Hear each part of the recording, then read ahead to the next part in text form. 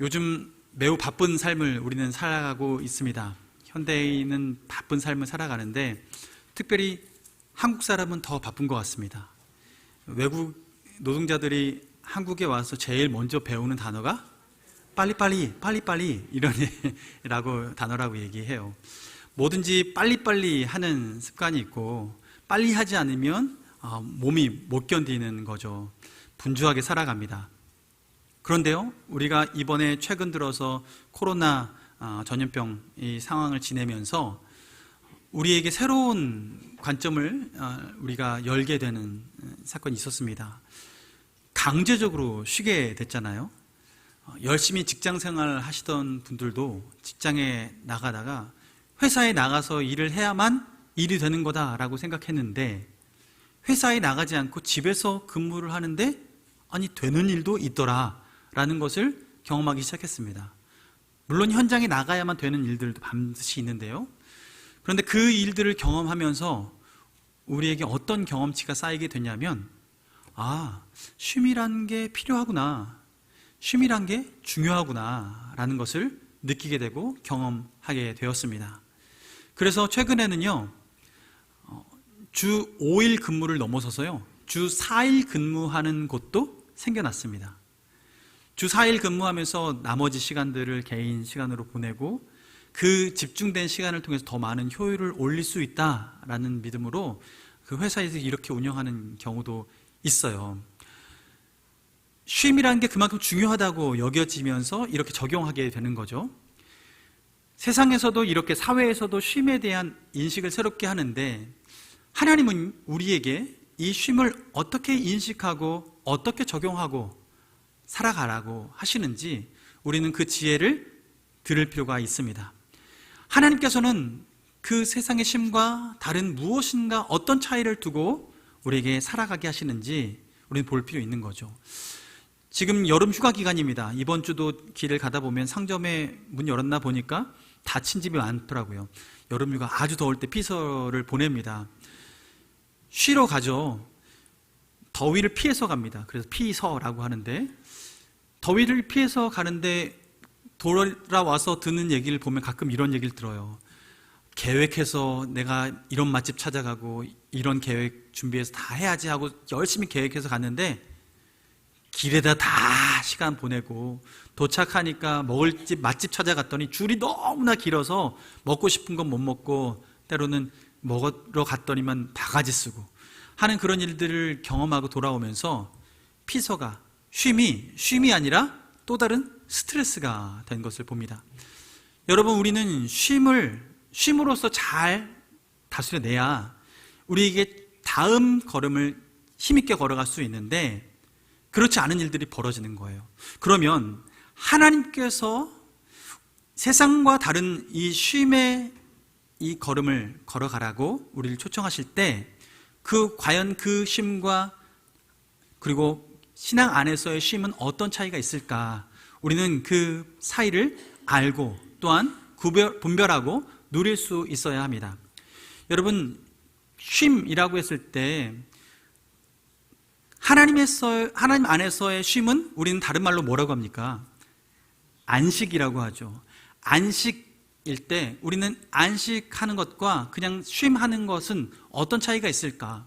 여러분, 우리는 이 자리에 와서 예배드리면서 안식한다라고 얘기합니다. 근데 이 자리에 나와 있지만 우리가 안식하지 못할 수도 있습니다.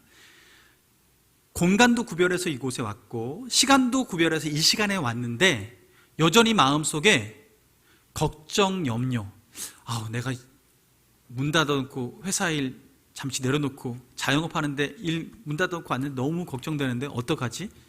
왜 우리가 걱정을 할까요? 그때 무엇인가 내 필요를 채워줄 수 있는 더 많은 것들이 있는데 그걸 놓치면 어떨까 할까라는 그 걱정 때문에 이 자리에 있어도 여전히 걱정과 염려로 내 마음을 분주하게 만드는 순간이 있습니다.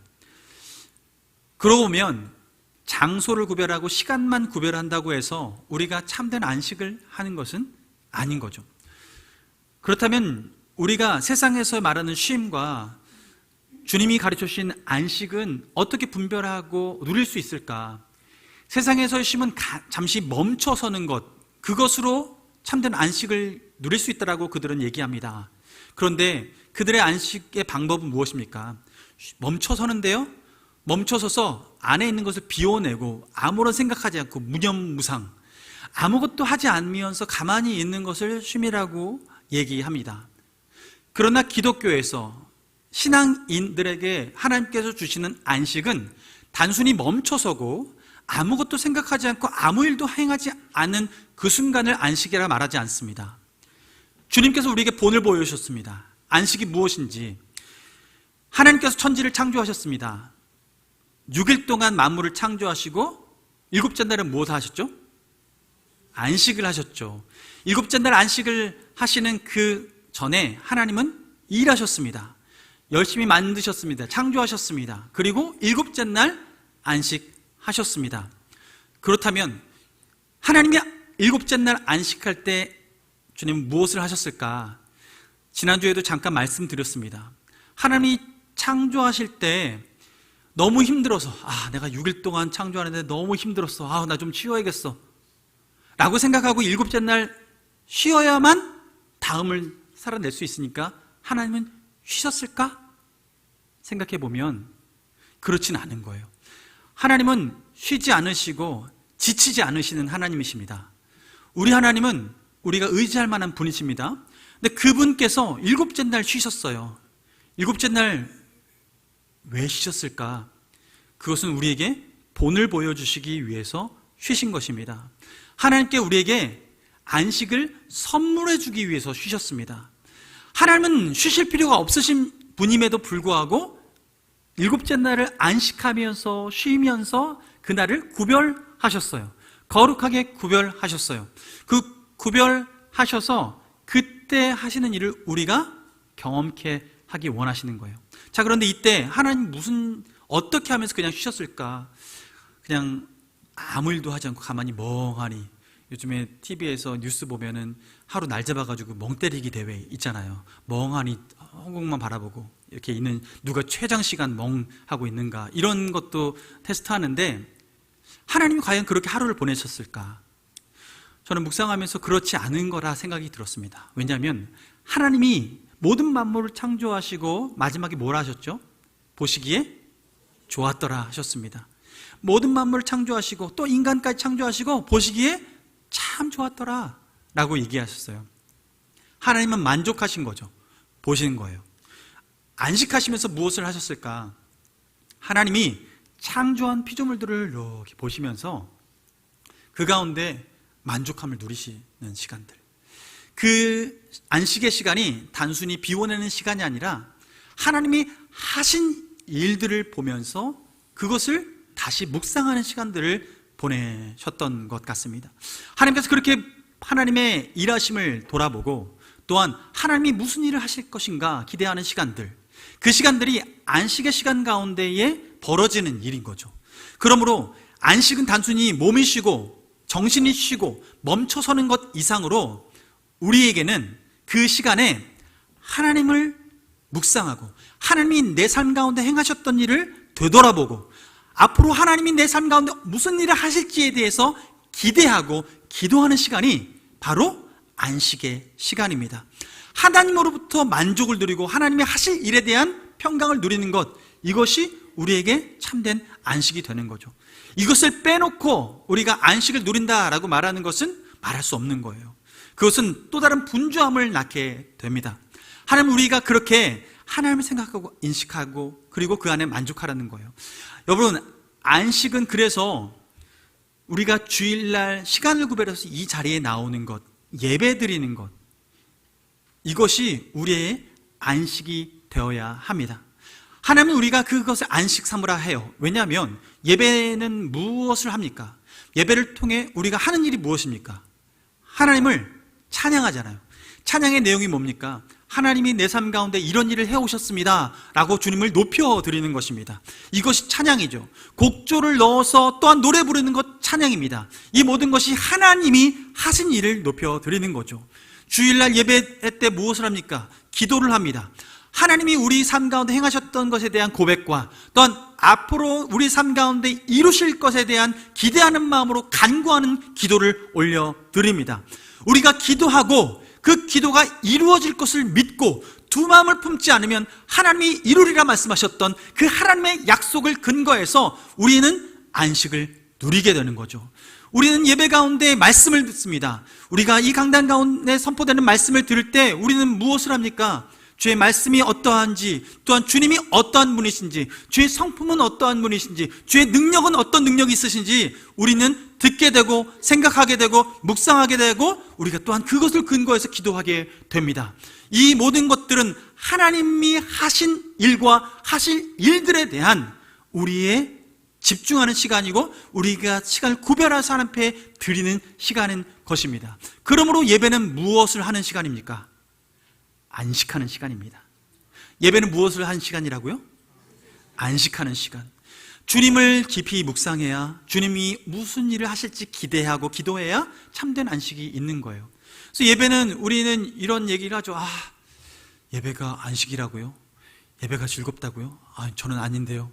지금 이 자리에 나온 건 억지로 나왔는데요.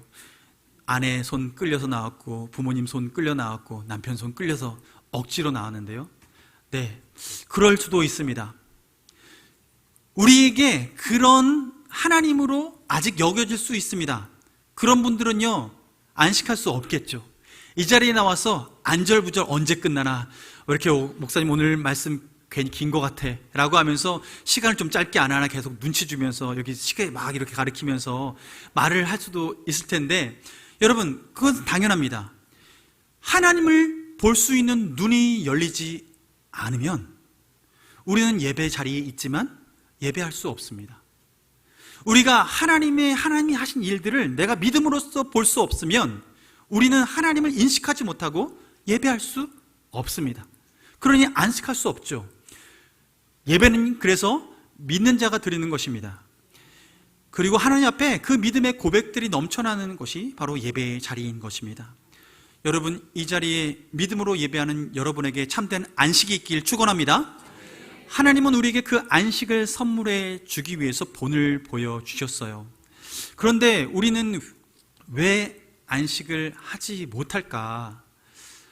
이 자리에 나와서도 안식하지 못하고 내가 안식할 수 있으면 참 좋을 텐데, 하나님께서요, 그 안식을 누릴 수 있는 방법을 우리에게 허락해 주셨는데 그것을 알아야 실제적으로 안식을 누릴 수 있습니다. 오늘은 그 부분을 이야기 나누고자 하는데요, 하나님께서 우리에게 그 안식을 누릴 수 있는 방법에 대해서 성경에 기록한 사건 중에 대표적인 사건이 이스라엘 백성의 출애굽 사건입니다. 애굽에서 탈출해서 모세의 손에 이끌려서 광야로 나오고 불순종, 한번 믿음의 고백을 하지 못해서 하나님께 원망함으로 말미암아 40년 동안 광야 생활을 하는데요, 그 광야 생활을 하고 그들이 도착한 곳이 가나안 땅입니다. 하나님은 그 가나안 땅을 약속의 땅이라고 했고 젖과 꿀이 흐르는 땅이라고 말씀하셨습니다. 이스라엘 백성이 그곳에 도착하면 그들에게 무엇이 선물로 주어지냐면 안식이 선물로 주어지는 것입니다. 젖과 꿀이 흐르는 땅, 그들에게 풍성하게 만족함을 주는 땅, 그곳에 모든 것을 누릴 수 있는 땅이 바로 가나안 땅이 되는 거죠. 하나님은 애굽에서 종살이하던 그곳에서 건짐받아서 광야에서 그들의 삶을 하나님 앞에 연단받고 가나안 땅에 들어가는 이 일련의 과정을 거쳐가는데, 이 일련의 과정 가운데 가나안 땅에 들어가는 사람이 있고 들어가지 못하는 사람이 있는 것을 성경을 통해서 우리는 알 수 있습니다. 가나안 땅에 못 들어간 사람들의 특징이 무엇인가? 성경은 히브리서 3장 18절 말씀에 이렇게 말씀합니다. 또 하나님이 누구에게 맹세하사 그의 안식에 들어오지 못하리라 하셨느냐? 곧 순종하지 아니하던 자들에게 아니냐라는 말씀하세요. 안식에 들어오지 못하리라. 이것은 지금 이스라엘 백성이 출애굽해서 광야를 지나고 가나안 땅에 들어간 사건을 말하는데, 그 가나안 땅에 들어가지 못한 사람들, 안식에 들어가지 못한 사람들이 있는데 그 사람들의 특징이 뭐라고요? 순종하지 않았다라고 얘기합니다. 불순종했다라고 말하는 거예요.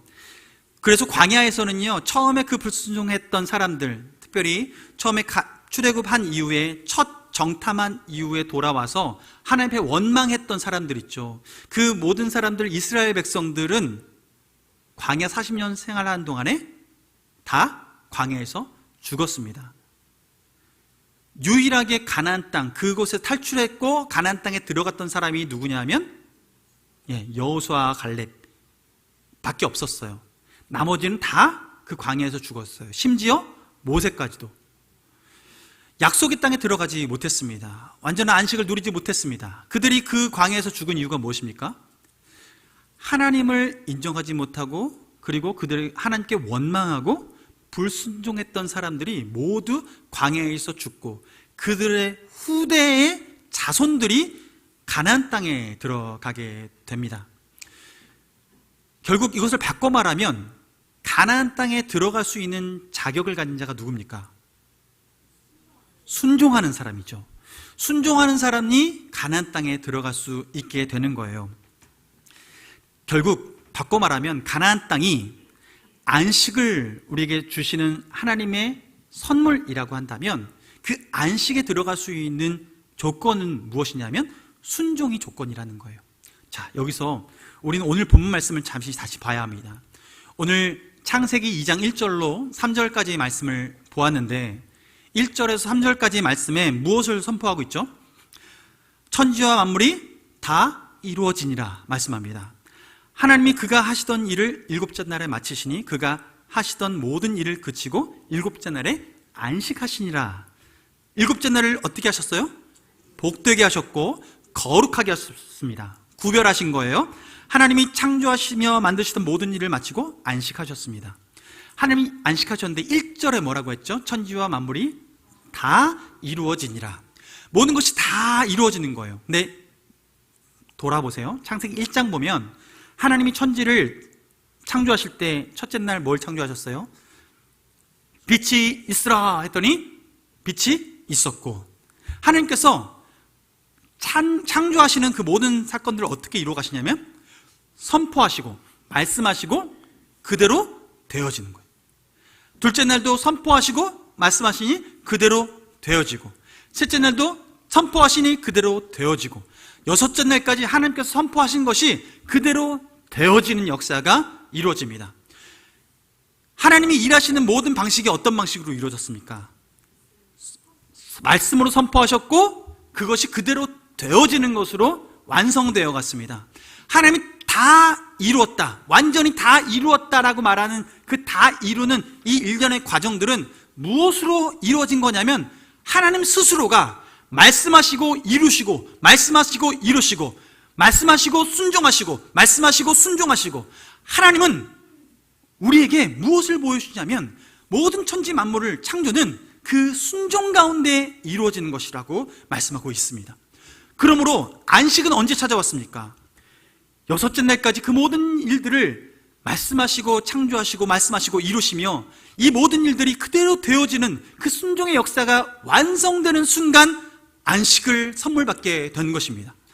하나님은 우리에게 무엇을 선물하시기 원하냐면 그 순종을 통하여서 우리 삶의 첫째 날, 둘째 날, 셋째 날, 여섯째 날, 하나님 앞에 그 열심히 드려진 삶에 하나님과 동행하는 삶, 하나님이 말씀하신 것을 이뤄내고, 말씀하신 것을 이뤄내고, 말씀하신 것을 이뤄내는 삶을 살아내는 것을 통해서 그 마침표로 우리에게 안식을 선물해 주시는 것입니다. 여러분, 하나님께서 우리에게 그 안식을 만들어 주신 거예요. 없던 걸 만들어 주신 거예요. 하나님의 가장 위대한 창조는 안식입니다. 하나님께서는 우리에게 그 안식을 선물해 주기 위해서 친히 안식하셨습니다. 그래서 여섯째 날까지 그렇게 열심히 일하시고 일곱째 날에 안식하시고, 결국은 그 가나안 땅에 들어가는 주님의 백성들의 특징이 순종하는 사람들이 들어가는 거예요. 하나님 나라의 백성의 가장 큰 특징은 순종인 거죠. 하나님 말씀에 순종하는 것, 이것이 하나님의 백성의 DNA예요. DNA. 순종하라니까 좀 거북하십니까? 네. 그런데 순종하다라고 얘기할 때 거북한 이유가 있습니다. 왜 그러냐면요, 그 명령한 사람의 성품을 오해하면 껄끄러워집니다. 그 얘기를 하고 그것에 순종해야 하는 부분에 있어서 그 일을 시키고 그리고 순종을 요청하는 사람의 마음을 오해하면 굉장히 껄끄러워집니다. 하나님은 어떤 분이십니까? 선한 분이십니다. 믿으십니까? 하나님은 우리를 사랑하시는 분이십니다. 하나님은 우리에게 순종을 요청하실 때는 우리에게 문제를 해결해 주시고 우리의 삶을 풍성한 삶으로 이끌어 가시기 위해, 생명을 주시고 풍성한 삶을 허락해 주시기 위해서 순종을 요청하십니다. 예수님께서 이 땅에 오셨습니다. 예수님이 사역들을 행하십니다. 예수님이 행하시는 모든 기적들을 보십시오. 하나님 앞에 말씀을 선포와 그 말씀이 이루어지고 성취되어지는 것, 그대로 되어지는 그 모든 사건들이 하나님이 어떤 성품을 가지신 분이신지를 눈으로 보여주시는 분이 바로 예수 그리스도였습니다. 예수님은 하나님의 본체셨고 이 땅 가운데 보이지 않는 하나님을 볼 수 있도록 오신 분이 예수 그리스도이십니다. 그분이 우리에게 하나님의 성품을 오해하지 않도록, 알게 하도록, 선명히 알 수 있도록 보여주신 거예요. 그분이 어떤 분이에요? 우리의 아픈 부분을 싸매주시는 분입니다. 우리가 배가 고플 때 5,000명을 오병이어의 기적으로 먹이실 수 있는, 우리의 배고픔을 아시고 긍휼히 여기시는 분이십니다. 귀신 들린 자에게 귀신을 쫓아내주시며 그에게 온전한 정신을 선물해 주고 싶어 하시는 분이 주님이십니다. 병든 자를 낫게 하시고 열병 들렸던 베드로, 그의 장모된 그 한 사람도 깨끗하게 낫게 하는 그 모든 사건도 그를 긍휼히 여기기 때문에, 사랑하기 때문에 베푸신 은혜입니다. 예수님께 그의 아픈 몸, 다친 마음, 그것을 다 가지고, 상한 몸 가지고 예수님 앞에 나온 사람 한 사람도 거저 보내지 않으시고 다 치료하시고 회복하시는 그 분이 바로 예수님이십니다. 여러분, 우리 주님은 사랑이십니다. 우리 주님은 우리를 사랑하시는 주님이십니다. 그분은 선하십니다. 그분이 우리에게 요청하시는 것은, 명령하시는 것은 우리를 부리려고 명령하시는 것이 아니라 우리를 회복시키시려고 명령하시는 것입니다. 하나님이 우리의 삶을 다시 회복시키시기 위해서 명령하시고 순종을 요청하시는 거예요. 그런데 우리가 하나님을 오해할 때 어떻게 오해할까요? 여러분, 마태복음 25장 말씀을 보면 이런 말씀이 있습니다. 우리가 잘 아는 달란트 비유예요. 달란트. 그때 달란트를 나눠주잖아요. 5달란트, 3달란트, 1달란트 나눠주는데, 달란트를 다 나눠주는데 달란트 받은 사람, 5달란트 받은 사람 나가서 장사하고 돌아올 때 2배로 이문을 가지고 돌아왔습니다. 그런데 맨 나중에 1달란트 받은 사람은 어떻게 행동한지 기억하십니까? 그것을 땅에 묻어두었죠. 그리고 주인이 오자 그걸 그대로 가지고 왔습니다. 이때 주인이 이 종을 책망합니다. 왜 책망했을까요? 내가 이렇게 돈을 맡겼는데 이문을 안 남겨와? 제대로 안 해? 본문을 볼까요? 25장 24절 말씀 보면요, 1달란트 받았던 자는 와서 이르되, 주인이여, 당신은 굳은 사람이라 심지 않은 데서 거두고 해치지 않는 데서 모으는 줄을 내가 알았으므로. 하나님이 주인이 어떤 사람이다라고 생각하는 거예요? 주인이여, 당신은 굳은 사람이다 라고 얘기해요. 심지 않은 데서 거두는, 해치지 않은 데서 모으는 그런 사람이라고 얘기하는 거예요. 강권에서 막 빼앗아 오는 사람으로 인식하고 있는 거예요. 그러니 이 종이 그 주인을 어떻게 여겨요? 25절 보면 두려워하여 나가서 당신의 달란트를 묻었습니다. 보십시오, 여기 가져왔습니다 라고 얘기하는 거예요. 종은 주인을 어떤 사람으로 여기고 있습니까? 두려운 사람으로 여깁니다. 강팍한 사람으로 여깁니다. 악한 주인으로 여깁니다. 그랬더니 이 주인이 뭐라고 대답하냐면 26절 그 아래로 보면요, 그 주인이 대답하여 이르되, 악하고 게으른 종아, 나는 심지 않은 데서 거두고 해치지 않은 데서 모으는 줄로 내가 알았느냐? 너 나를 그렇게 생각했어? 심지 않는 데서 거둬내고 사람들을 해쳐서 그렇게 가져오는 걸로 생각했어? 모으는 줄로 생각했어? 넌 그렇게 알고 있는 거야? 라고 얘기하면서 네가 만약 그렇게라도 알았으면 네가 마땅히 내 돈을 취리하는 자들에게 맡겨서 내가 돌아와서 내 원금과 이자를 받게 했을 것이다 라고 얘기하는 거예요. 주인이 그런 주인이면 주인의 삶이 어땠을 거예요? 고리대금업 하는 사람이었겠죠. 근데 그런 정도면 네가 날 그 정도로 알면 그 정도까지는 해야 되는 거 아니냐라는 거예요. 그런데 주인은 그런 주인이 아닌 거예요. 강탈하는 주인이 아닌 거예요. 주인이 왜 이렇게 맡겼을까요? 무엇을 분별하기 위해서일까요?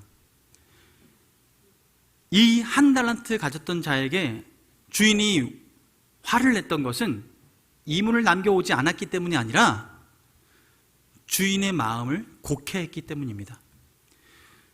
선한 주인의 의도를 잘못 파악한 거예요. 그 주인이 왜 맡겼을까요? 네, 이 주인은 이 달란트를 맡길 때 이자가 주인의 마음을 가지고 있느냐를 보는 것입니다. 종의 마음이 아니라 주인의 마음을 함께 가지고 있어서 나와 같이 다스릴 수 있는 자인가를 보는 거예요. 달란트 가지고 있었던, 5달란트 가지고 있었던 사람 너무 잘 다스렸습니다. 그 주인의 너무 흡족하게 마음에 합하여서 일을 했습니다. 그 마음에 합한 자를 지금 분별하는 거죠.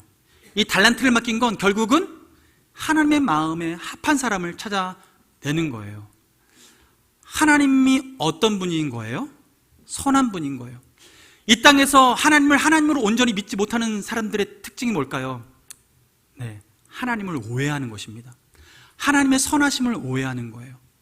하나님이 우리에게 얼마나 풍성한 것을 주시기 원하시는지, 우리에게 순종을 요청하실 땐 우리를 마음껏 부리기 위해서 우리에게 순종을 요청하는 것이 아니라 이 달란트를 맡기는 것은 그 순종을 통하여서 영원한 하나님 나라에서 함께 다스릴 수 있는 권세를 주시기 위해서 그것을 시험하시는 것이죠. 영원한 하나님 나라에 들어가는 것은 그래서 그 하나님 나라의 백성의 DNA는 순종의 DNA입니다. 하나님과 함께 한 마음으로 다스릴 수 있는 그 DNA를 가진 사람이에요. 예수 그리스도는 이 땅에서 그 DNA를 온전히 발현하신 분이십니다. 예수님이 이 땅 가운데 단 한 가지도 하나님의 마음에 어긋난 일을 하지 않았습니다. 그래서 성경은 뭐라고 예수님을 얘기하냐면 죄 없으신 분이라고 얘기해요. 죄 없는 분은 그냥 도덕적으로 잘 살아냈다가 아니라 하나님의 마음과 일치된 삶을 살아냈다라는 거예요. 하나님은 예수님을 이 땅에 보내셨을 때 예수님에게 기대하신 바가 그런 거예요. 그래서 영원한 하나님의 나라, 예수 그리스도를 나의 구주, 나의 하나님으로 믿고 하나님의 백성이 되는 사람들의 특징은 뭐냐면 예수님처럼 하나님을 온전히 신뢰하고 따르는 사람들, 그 사람들이 하나님의 백성이 되는 것입니다. 출애굽에서 가나안 땅을 지나서 그리고 광야를 지나서 가나안 땅에 들어가는 이 일련의 과정은 마치 이런 겁니다. 태초에 하나님께서 에덴 동산을 지으시고 그곳에 아담과 하와를 두시고 그곳에서 선악을 알게 하는 나무의 열매를 남겨놓고 그곳에서 같이 만족하면서 안식하며 지낼 수 있도록 환경을 마련해 주셨습니다. 그런데 이때 하나님과 아담과 하와가 관계가 깨어진 사건이 무엇입니까? 하나님이 먹지 말라고 했던 선악을 알게 하는 나무의 열매를 따먹어서입니다. 왜 따먹었습니까? 하나님을 불신해서요. 이 먹지 말라고 한 이유를 잘못 곡해했기 때문입니다. 하나님께서는 그것을 남겨두었으면 영원히 하나님과 함께 다스리는 권세 가운데 그때부터 지금까지 살았을 텐데 그것을 곡해해서 하나님이 하나님이 선악을 알게 하는 것 그거 혼자만 누리려고 하는 거 아니야? 라고 하면서 그것을 따먹는 순간 결국 죄를 짓고 그 죄된 삶을 살아갈 수밖에 없는 존재가 된 거죠. 결국 하나님 안에서 영원히 안식을 누릴 수 있는 그 에덴 동산에서 쫓겨납니다. 그 쫓겨난 이후에 세상 가운데 살아가는데 그 세상은 어떤 세상이냐면 하나님이 없는 세상, 하나님을 주인으로 삼지 않는 세상이 쫓겨난 가운데 있는 세상의 삶입니다. 하나님이 이 세상을 살아가게 하고 하나님이 그 후에 우리에게 어떤 곳을 바라보게 하시냐면 우리가 잘 아는 말씀인데요, 이사야서 65장 17절 말씀에 이렇게 예언하십니다. 이사야서를 통해서 선포하시는데요. 보라, 내가 새 하늘과 새 땅을 창조하나니 이전 것은 기억되거나 마음에 생각나지 아니할 것이라. 하나님이 지금 이사야를 통해서 이렇게 예언한 사실이요, 요한계시록에도 동일하게 이 사건이 언급됩니다. 요한을 통해서 하나님께 또한 계시해 주셔서 이 사건을 다시 말씀해 주세요.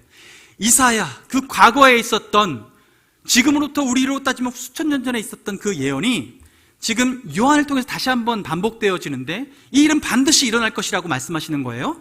그런데 그때 어떤 일이 있어요? 새 하늘과 새 땅이 임한다라는 거예요. 그것은 그 에덴 동산, 과거에 있었던 에덴 동산, 죄를 지어서 더 이상 범접할 수 없었던 그 에덴 동산을 하나님 아버지께서 새 하늘과 새 땅으로 새롭게 창조하셔서, 새 에덴을 창조하셔서 우리를 그곳에서 안식할 수 있게 하신다라는 약속의 말씀인 거예요. 그렇다면 하나님이 우리가 그곳에 들어갈 수 있는 길은 무엇인가? 바로 순종하는 것입니다. 하나님을 온전히 인정하고 순종하는 거예요. 하나님을 왕으로 삼고 살아가는 거예요. 주님을 왕 삼아 살아가는 것, 이것이 우리가 이 땅 가운데 참된 안식을 누리며 살아갈 수 있는 비결입니다. 그런데 우리가 안식하지 못하는 이유는 뭐예요? 끝까지 우리 경험대로 살아가는 거예요. 우리 경험대로. 주변을 볼 때 보는 대로 살아가요. 우리가 보는 주변 사람은 어떻습니까? 하루, 이틀, 사흘, 나흘 꾸준히 열심히 살아가는 사람이 너무 잘 살아가고 성공하는 것 같아 보이는 모습이 우리 주변에 너무나 많이 있습니다. 이스라엘 백성이 처음 하나님 앞에 순종을 요청받을 때가 한번 있습니다. 언제냐면 광야 생활을 시작했을 때 그들이 하나님께 원망해요. 배고프다고, 다시 애굽 가고 싶다고, 떡도 먹고 싶고 고기도 먹고 싶다고. 그랬더니 하나님이 음성을 들으시고 응답하십니다. 뭘 주세요? 만나와 메추라기를 주시죠. 만나와 메추라기를 주시는데, 특별히 만나는 특별한 특성이 있습니다.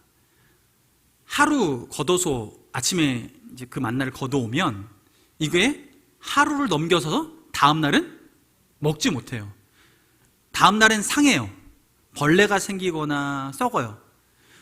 굉장히 신선한 음식이었는지 하루를 넘기지 못하는 거예요.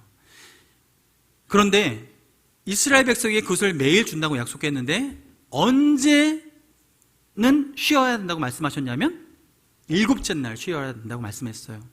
모세를 통해서 명령합니다. 일곱째 날에는 너희들 밖에 나가지 말고 여섯째 날 이 떡을, 만나를 다 2배를 거두어 들으라 라고 명령해요. 그리고 일곱째 날에는 집에서 텐트 안에서 안식해라 라고 말하죠. 그런데 이 안식하라는 명령에 사람들은 2가지로 반응합니다.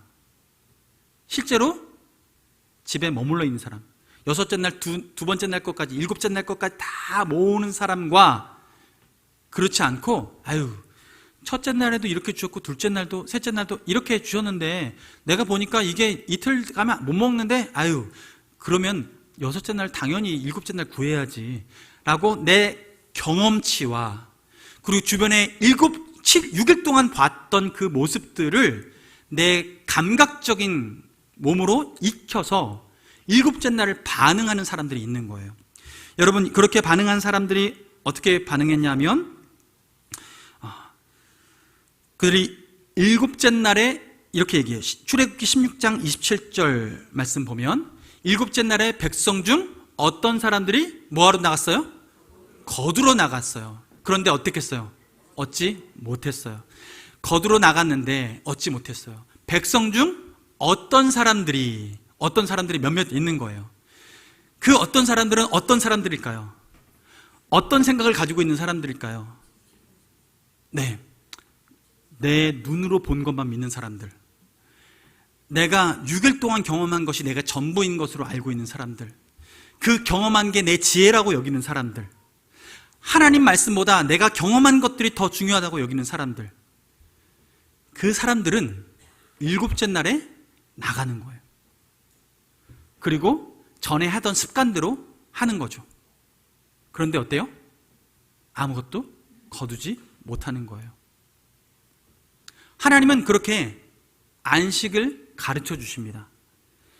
우리가 염려하고 걱정하고 더 열심히 하면 더 잘 살겠지라고 생각했던 그 모든 것들을 멈춰서게 하세요. 그때는 누구만 신뢰하라고? 바로 하나님만 신뢰하라고 그렇게 요청하시는 거죠. 여러분, 우리의 믿음은 어디에 있습니까? 주님께서는 우리에게 안식을 누리라고 우리를 초청하셨는데 그 안식이 우리의 삶에 얼마나 밀접하게 찾아와 있고 누리고 있습니까? 하나님은 우리가 그 안식을 온전히 누리길 원하십니다. 그 안식의 첫걸음은 순종입니다. 그 순종의 걸음을 통해서 우리는 완전한 하나님의 은혜를 누리게 됩니다. 결국 그 일곱째 날에 집안에 있으면서도 완전히 편안하게 쉴 수 있었던 사람은 그 말씀을 믿고 그 말씀대로 여섯째 날 이틀치를 모아놓고 그리고 일곱째 날 그냥 나가지 않고 그냥 있는 사람, 믿음으로 반응한 사람, 약속을 온전히 믿음으로 반응한 사람, 그 사람들에게 참된 안식이 있었습니다. 여러분, 그 안식을 누리기 원합니다. 세상 사람들은 세상의 방식대로 눈에 본 대로 경험대로 살아가지만 주님의 백성은 주님이 하신 말씀대로 살아갈 때 참된 안식이 있습니다. 그 안식을 누리는 우리 모두가 되기를 주님의 이름으로 축원합니다.